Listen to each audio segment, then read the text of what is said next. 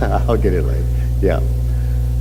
In the mid-1980s, I had my first real encounter with the Week of Compassion of the Christian Church, Disciples of Christ. As we are a church that has always been known for our compassion, and now, of course, one of our great deals, we are a movement for wholeness in a fragmented world. And yet, the Week of Compassion plays very, very dear into that. In the mid-1980s, I was pastoring a small church in Sweet Springs, Missouri, a small town in Missouri, located halfway between Columbia and Kansas City on I-70. And in the fall, the rains began to come. And they came, and they came, and they continued to come. And the fields began to be flooded and way too wet for the farmers to harvest their crops. And that was a big thing because that was a farming community. But also the water rose, and suddenly Interstate 70 was shut down both to the east and west of the town. The highway that ran south of the town was also flooded. You could get out of Sweet Springs by going to the north and taking several back roads around. You could soon get out, but it took quite a bit of dealings and working. But many people's lives were affected. Most of us, it was just an inconvenience. But for many, their homes and their, of course, as we said, their farms and their outbuildings and all of these became flooded. And so the Ministerial Alliance, all 6 of us, got together and decided what we would do. And this was kind of unusual because at least for once, all 6 of us would be on the same page. We decided we would all take an offering in our churches, asking people to give, and then we would set up one common fund, and we would give people that were affected deeply by the flood either food vouchers for the local grocery stores so they could buy groceries to replace their food, because many of them had lost their freezers and refrigerators and other food they had stored. And we could give them vouchers to the local hardware stores so they could buy the supplies needed to clean up after the flood and replace some of their other deals. So we devised a plan. And soon after we had got this plan devised, before the Sunday that we were to announce this, that we were taking up the offering, I received a phone call from the Week of Compassion, and that was my first time to talk with anyone in a big general office, and they said, "We know you've had a flood there in your community." They asked how we were doing personally, how the church was doing, which I assured we were all on high ground and safe. But then they asked about others in the community, and I explained that several had had losses and what we as a Ministerial Alliance were doing. And then they said, "Well, we will send you a check to go into that fund so that you can help more people." And so that Sunday, as I said, we took the offering, the check arrived, we all went together, and we been there, we had a program set up, so we gave vouchers to many people that had great needs there. And a few weeks later, when the flood waters had receded and things were beginning to get a little bit back to normal, I gave a report from the Ministerial Alliance as to how much funds had been collected, and also noting that our Week of Compassion had donated money, and also reported to how many people that we had helped with these vouchers. And after I got through, one of the members of the congregation, Bill Cook, stood up and said, "Pastor, could I say something?" Now, Bill owned the local grocery store there in town. And so I said, "Sure." And as he stood up, he said, "I want to let this church know how much that meant to these people. Because many of them would come in and ask me, bring in the voucher to make sure before they bought their groceries that it was good, and I would assure them." And he said, "You could see these people, many of them I've known most of my life, with almost tears in their eyes, with thankfulness because they knew that they could come and get the items that they needed." And so we talked about that. And yet later on, I discovered, after I had left Sweet Springs, Bill decided he would become a licensed, or what we would now call a commissioned minister within the Christian church. And he would spend most of the rest of his life being a commissioned minister. He did stay in the grocery business, but kept hiring more managers and giving more of it to his kids so that he had more time for ministry. And I often wonder, how much was he touched by the fact that here he had seen his church in many ways reach out and do something that affected the lives of others? How much did that play on his conscience for him to become a minister of the gospel? Because he and his wife Phyllis and their 2 children were quite, as I say, great people. They didn't seem to face any major conflicts in their life. But I wondered, was this something? And yet what we find in many times, it is in the midst of the trials and tribulations that great programs get started.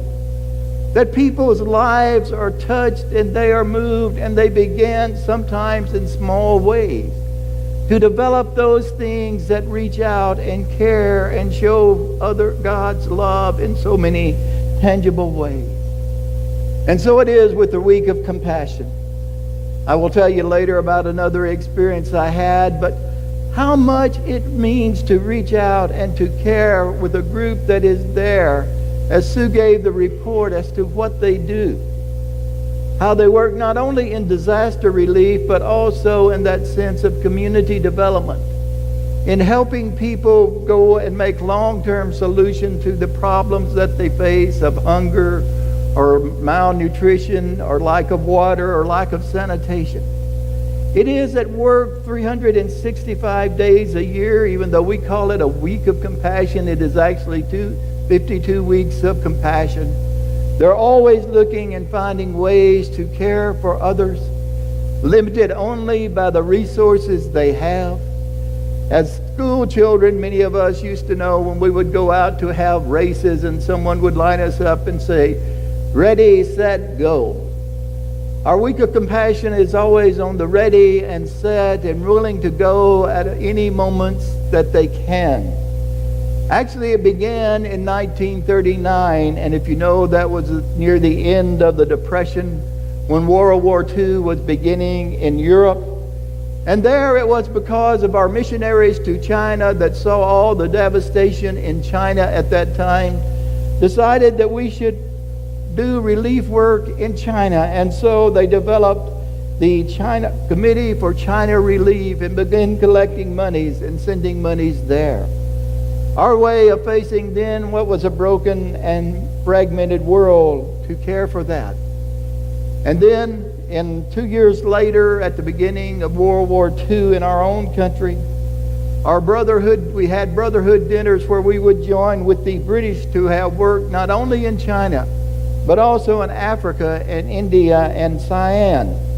So we could begin raising money to see that we were living in a very broken, needy world, and we needed to do something. And so slowly but surely the program began to go. And it became later the Committee on the Relief. And in 1943, they started having what they called belt suppers around our denomination and our churches. Now, belt supper means that you were to come to a church potluck supper. But before you go into the potluck supper, you were to tighten your belt as much as you possibly could, and that way you would not be tempted to eat very much in the supper, and you would give some proceeds then to help sponsor these food drive. And so there were a lot of humanity hungers and belt suppers provided that money was raised to care for that. And then also in 43, they began what was known as the Wartime Service Fund, which we sent money then to our military operations overseas so that as they encountered communities that were hurting, that they could reach out and show the love of God, not just from their country, but from their churches that were saying to these, "We care about you, and we know that." And maybe that is the real reason that we become the hands and feet of God, is our call each day. To be a church that does reach out and care for others, that reaches out and brings healing and wholeness to a fragmented world, means that we always have our eyes and our ears open to see where the need is, and then have our hands and our feet and our pocketbooks open to reach out and to care in ways that we can. Of course, we know we have some very good programs here within our local congregation that reaches that. We're a very instrumental part of Foster Feet, which provides shoes for school children here in our community. And we have the Warmth Project, where we provide coats for those that need them during the cold weather. And earlier this week, a family came and got coats for their children. And how blessed we must know they were the latter part of the week with the ice storm, that kids had warm coats. And of course, each Sunday evening we have our welcome table where we feed all that come. But yet we still need to continually have our eyes open, not just within our community, but out there in a world that needs our help. Notice Jesus there in the gospel lesson reminded those that gave a banquet not to invite those that could repay you, but rather to invite those that couldn't, because they were the ones that really needed the care. And so are we on that sense of willing to look and say, when can we go? And when can we serve? And when can we do what is called upon us? Sometimes that simple fact of just knowing that someone is caring is enough to reach beyond even what we can imagine and give of our pocketbook. As the Apostle Paul writes there to the church at Ephesus, that God was able to do more than they could imagine, simply by working through them if they would allow him to do that. My second personal time with the Week of Compassion came in 2008 in June. We were living in Kearney, Nebraska then, and one evening tornadoes came through Kearney. Fortunately, they were fairly high. They didn't do major damage. They didn't blow shingles off of roofs. They did blow some siding off. They did take a few roofs off of town, blew down a lot of trees and busted some windows, but not the vast, devastating destruction where you see building after building level. But I remember as Kathy and I came up out of the basement of our home when we knew it was safe, went out and looked at our yard and of course saw the debris that was scattered there, and began to wonder what were things like. And then the lights came back on that had been out because of the storm. Went quickly to the computer to see if they had anything, and flashing me there was a message that came from Johnny Ray, then who was head of the Week of Compassion. A message that simply says, I just wanted to know, Don, are you okay? Is your church okay? Are your church families okay? And of course, I had to send him back. I knew that I was okay, and I was calling, trying to find out information on the church because we lived about 3 miles away. But I did get a hold of one member that assured me we had a couple of windows busted and some trees blown down, but nothing major. But I thought here it was. In just a matter of minutes, someone who was then living in Indianapolis would be knowing about our tornado and getting to me very quickly, checking to see if we were okay, if the church was okay, if the church family was okay.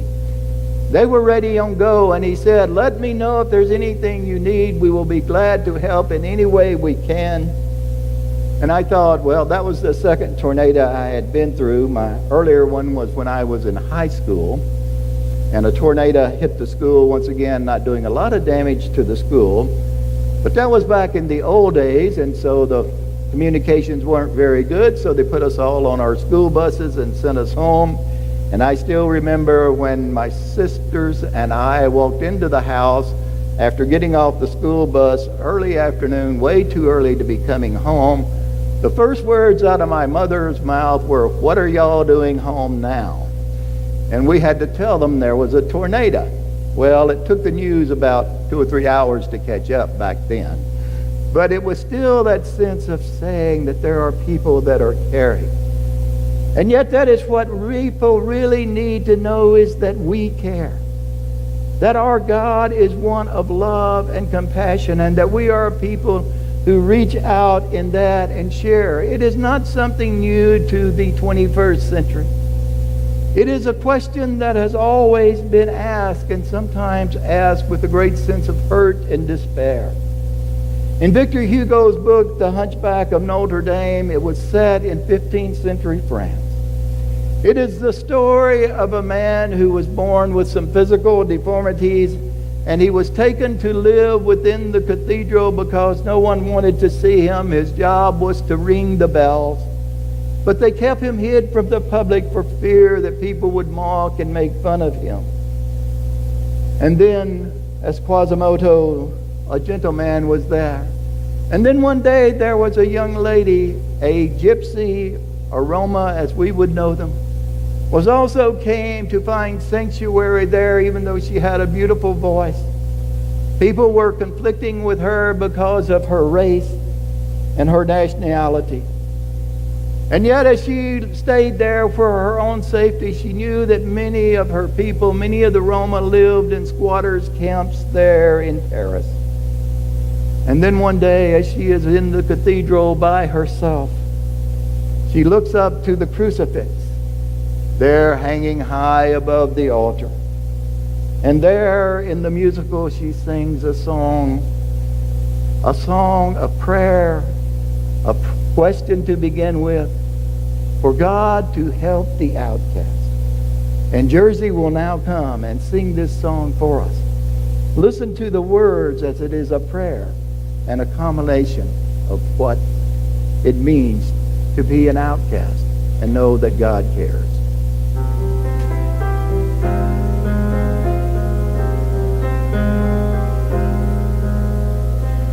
I don't know if you can hear me, or if you're even there. I don't know if you would listen to a gypsy's prayer. Yes, I know I'm just an outcast. I wouldn't speak to you. Still I see your face and wonder, were you once an outcast too?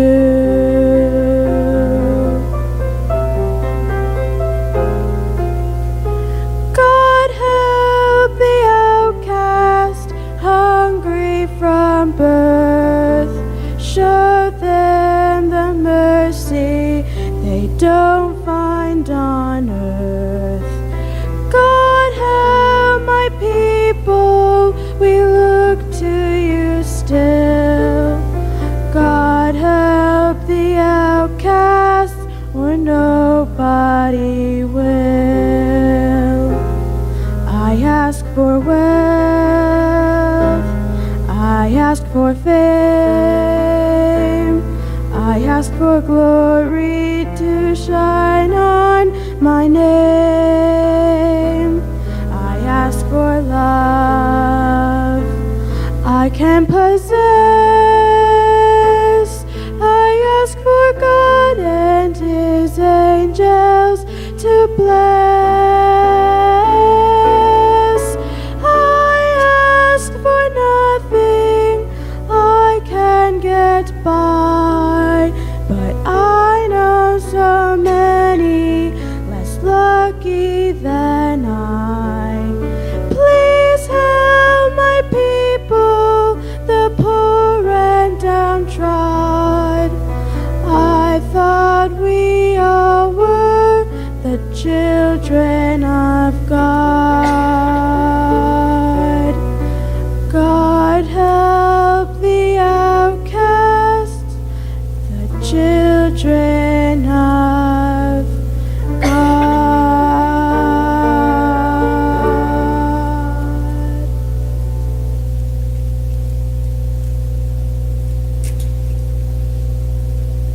Yes, God help the outcast. But we remember, we are the hands and feet of God.